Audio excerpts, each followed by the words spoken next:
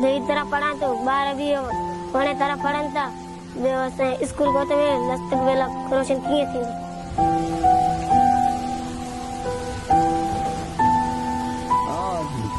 2004 में असो स्कूल बनो गोठ गुलाम अहमद शर्की असो अज तुगो असो स्कूल बिल्डिंग जुड़े ही कोन थी।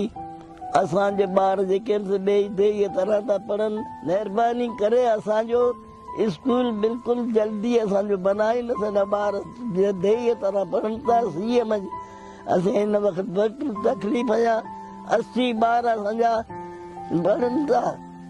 मेरा नाम इनायतुल्लाह है, मैं एक जेवी टीचर हूँ। मुझे यहाँ पर तकरीबन 13 साल होने वाले हैं और मैं इन बच्चों को पढ़ा रहा हूँ। लिहाजा अभी तक हमारे लिए कोई सहूलत नहीं है, न इमारत है न दरसी कुतुब है कुछ। गर्मियों में भी हम जो बैठे हुए इधर, सर्दी में भी इसी बच्चे बैठे हुए और मैं भी बैठा हूँ।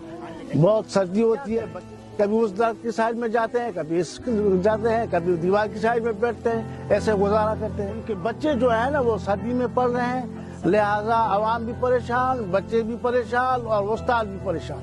हर मतलब साल ये 5वीं जमात का एक बैच जो है ना, जब से मैं आया हूँ एक बैच पास होता चला जाता है।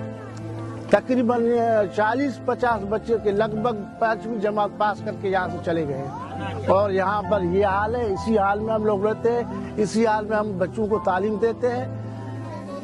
यही मसला है हमारा जी। बच्चियाँ तो वसाइल नहीं, कैसे पढ़ेंगे?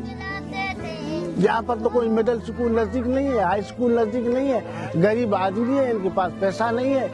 अभी जो ये दरसी कुतुब उनके पास भी नहीं है, वो हम लोग लेके देते हैं या कोई ऐसा आप जैसा आदमी आता है किसी बच्चे को 1-2 सेट देता है। इस तरीके से हम लोग गुजारा करते हैं। सरकारी भी बंदे आ रहे हैं, टीमें भी बहुत सारी आ रही हैं, लेकिन हम लोग का काम नहीं होता है। बस हम लोग आते हैं जाते हैं और दिलासा देकर चले जाते हैं। हम लोग उम्मीद में बैठे हुए हैं। अभी ये दुनिया अभी उम्मीद पे कायम है, अभी उम्मीद पे बैठे हुए, इंशाल्लाह हो जाएगा। अभी हमें उम्मीद है, क्या ये मजबूरी है भाई। अगर ये दरख्त नहीं होता तो मैं गिर जाता इधर से। ये देखो सारा दिया हुआ है, दरख्त के साथ बैठा हुआ है। अभी ये दरख्त का सारा कुर्सी को नहीं होगा तो कुर्सी गिर जाएगी और मैं भी गिर जाऊंगा। ये हाल है हम लोग का।